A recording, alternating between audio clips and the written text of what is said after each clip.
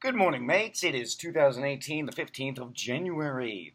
This is an alternative and avant garde tool from my book, The Life Coach Manual, written by John Kuzmarski.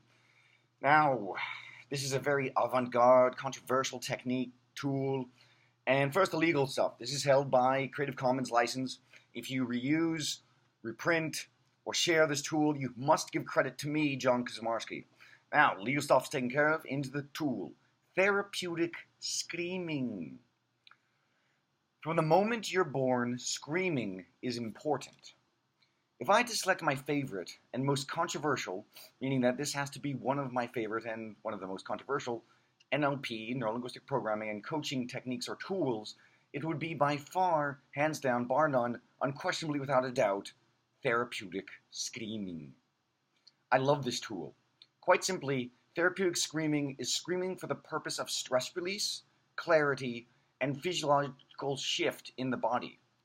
Now, I've gone on retreats simply for 100% purely acoustic reasons, i.e., I could scream in private. From 2006 to 2009, I owned a car and used it for three reasons: 70% screaming and voice privacy, 20% transportation, and about 10% storage and habitat, because I lived out of the car at times in the past. That was in the past. Now when I drive my car, I'm just going to use it for transportation. I'm going to be very safe and cautious, with no screaming.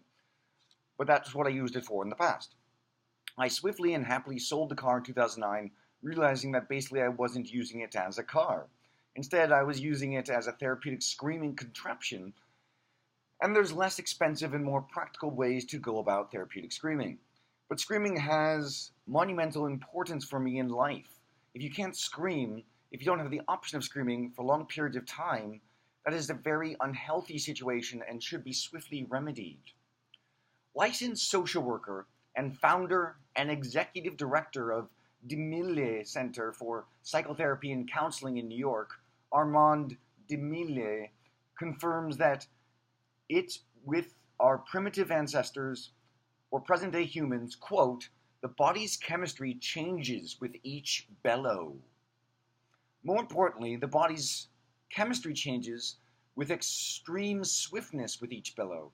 Screaming releases, quote, endorphins, the body's natural anesthetic, and also the neurochemical changes, which makes it a great stress reliever, says DeMille.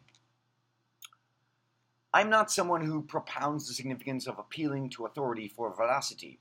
However, we have a licensed social worker and founder of a major therapeutic clinic confirming the positive health benefits of, yes, screaming.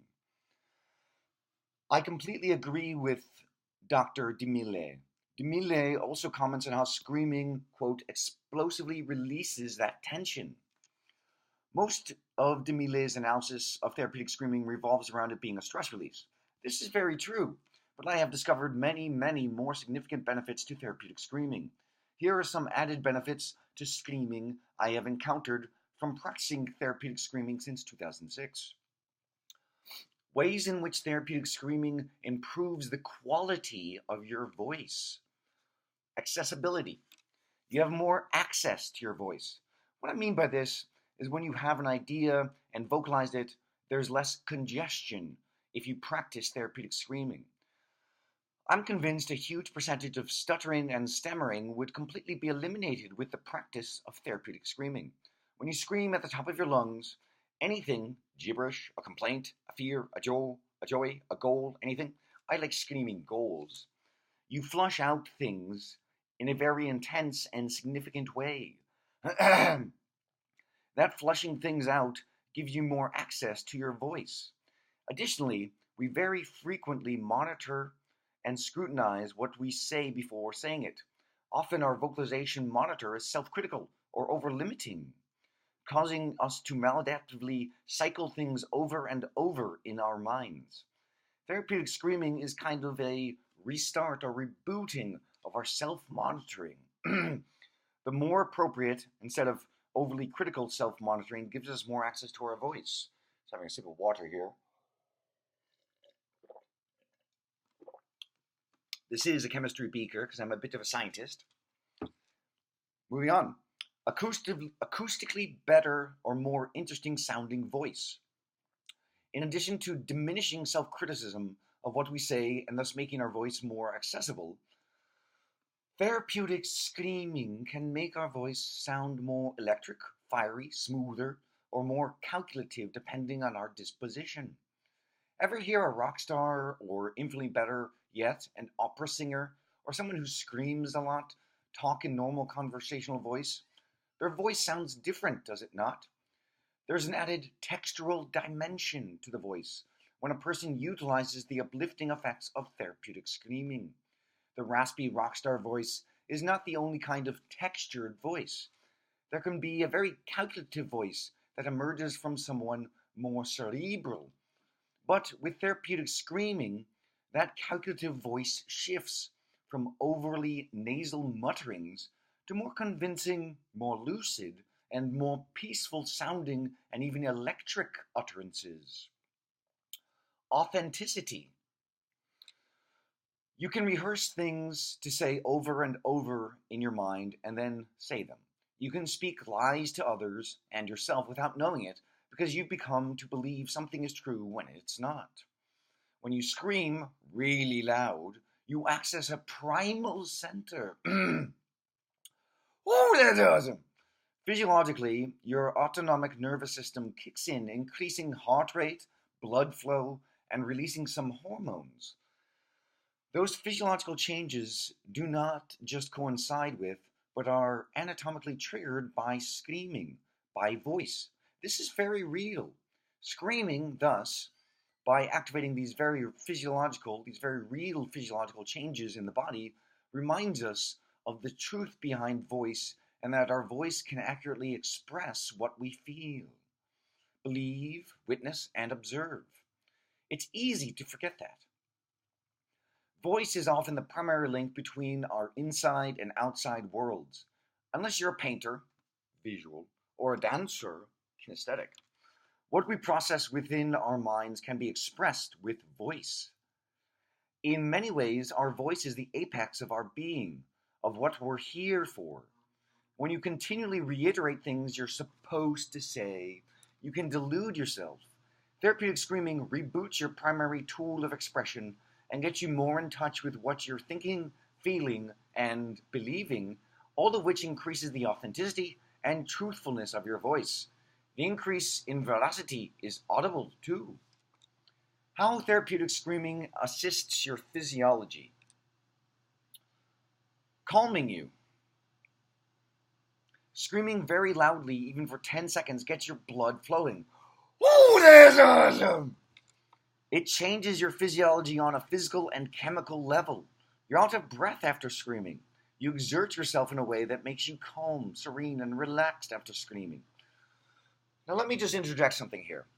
One of my spiritual gurus, who on this very day, Martin Luther King Day, in 1967, Dr. Martin Luther King gave Thich Nhat Hanh, Vietnamese monk, Buddhist, and spiritual practitioner,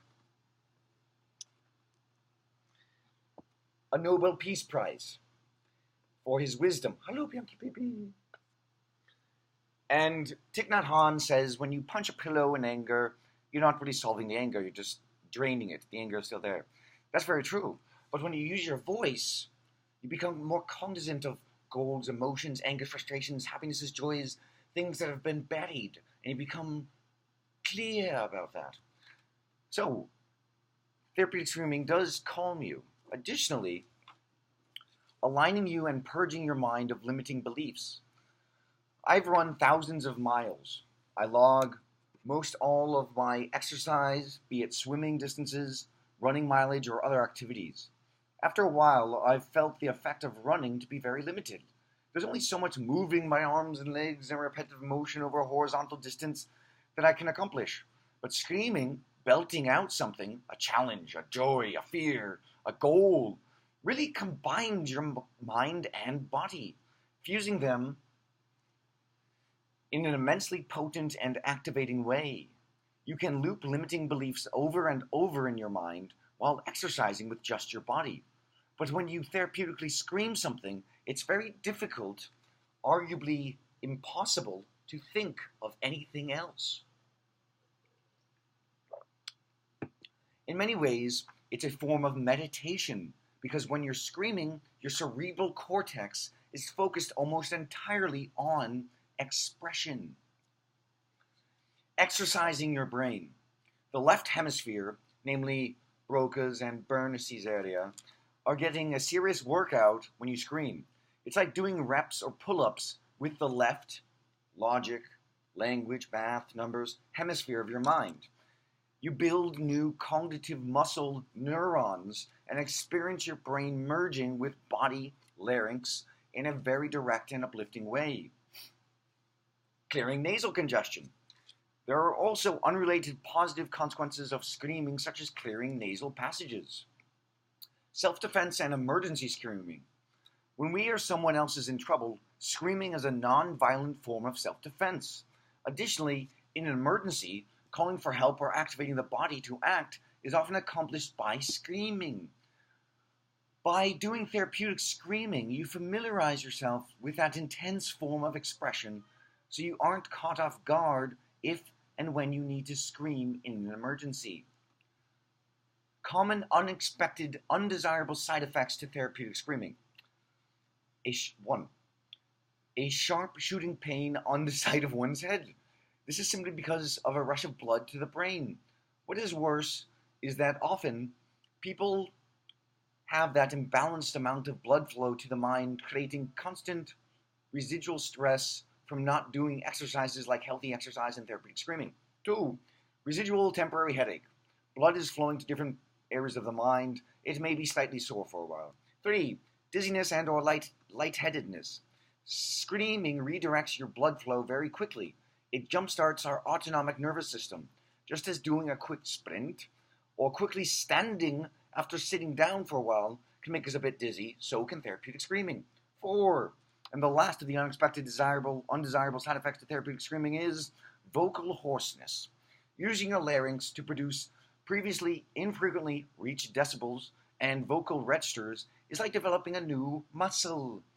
The vocal hoarseness, which does not always occur, goes away within a few days at most. From the moment you were born, screaming is important. Here's one of my most poetic and profound musings related to therapeutic screaming.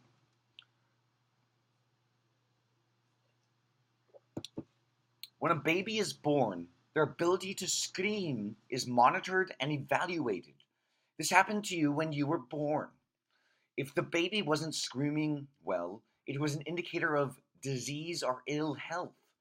A baby's newborn health is assessed by the Garde test, which assesses appearance, skin color, pulse, grimace, reflexes, activity, muscle movements, and respiration, breathing, not screaming, and vocalizing being the healthiest form of respiration. Each of those 5 criteria gets a 0 to 2 score. The healthiest a baby can be is at 10. For example, if the baby is very white, 0 for appearance, is actively moving, 2 for activity, has a normal pulse, 2 for pulse, has decent reflexes, 1 for grimace, is not breathing, 0 for respiration, the newborn's APGAR scale would be 5. The interpretation of the APGAR scores is 0 to 3 are critically and fatally low. If the score is 0 to 3 and physiological changes don't happen fast, the baby will assuredly die. 4 to 6 are low and indicate a problem. 8 to 10 are normal. Screaming is fifth of calculating a healthy baby. A screaming newborn infant instantly has 2 points. And remember, those points are indicators of health in the 10-point APGAR evaluation score.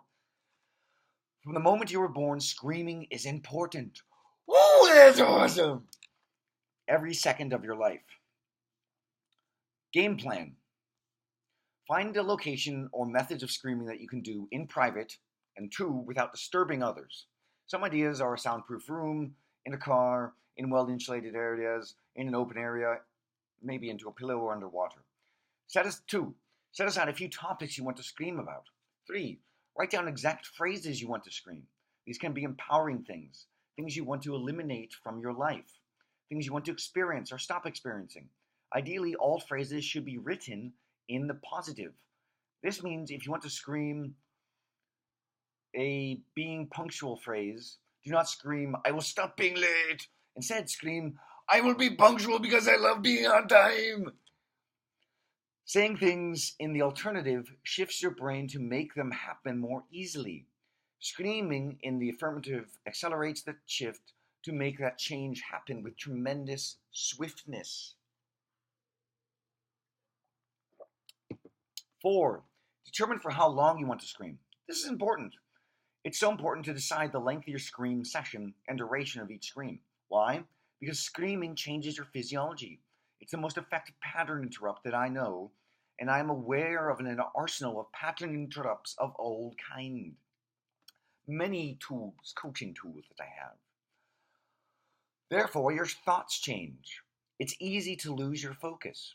You can expect different thoughts to emerge and to scream about those if you want, but it's best to know for how long you'll be screaming, so if you feel out of breath or drastic changes occur in your body, you can at least know for the time the time factor is constant. 5, and this is out of 7 for the conclusion of this article. 5, decide what you want to be doing with your body and do that. Some suggestions are jumping, laying down, doing different things with your arms.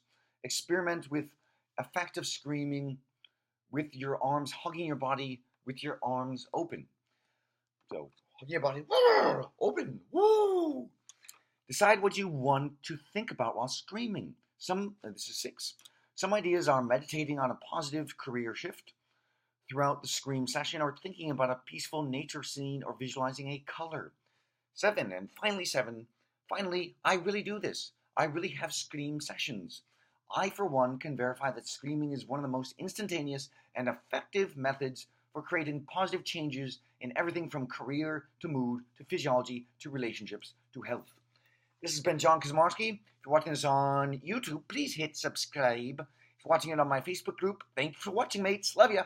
Ooh, that's awesome.